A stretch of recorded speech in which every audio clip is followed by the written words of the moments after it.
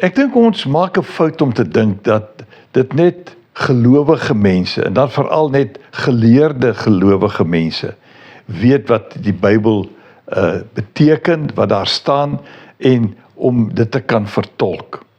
Maar daar is baie duidelike gedeelte in die skrif wat wys dat selfs bose geeste ook sekere belangrike dinge weet.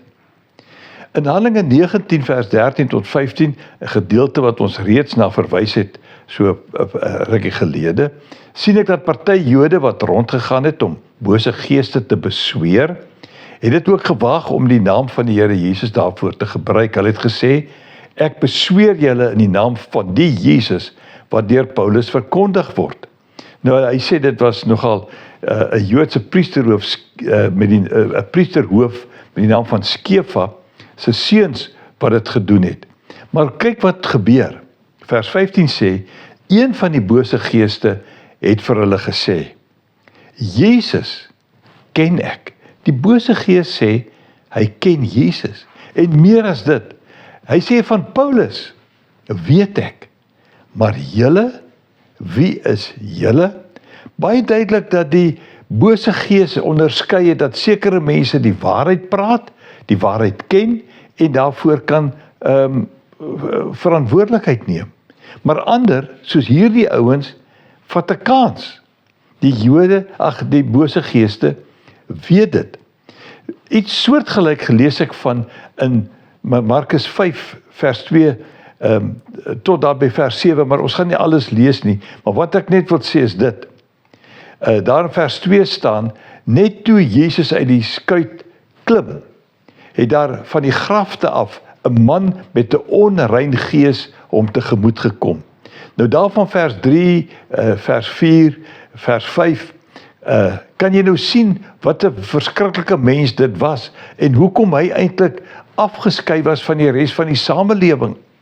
Maar hierdie verskriklike man, hy het Jesus, vers 6, al van ver af gesien en nader gehardloop. Hy het voor hom neergeval en hard geskreeu. Hierdie bose mens wat daar tussen grafte leef, wat nooit kerk toe gaan nie, wat nêrens enige opleiding gehad het nie, hy skreeu, wat het u met my te doen?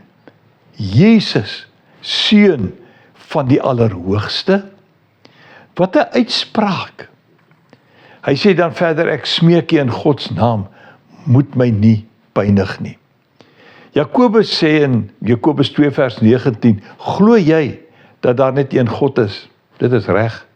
Die bose geeste glo dit ook en hulle sidder van angs.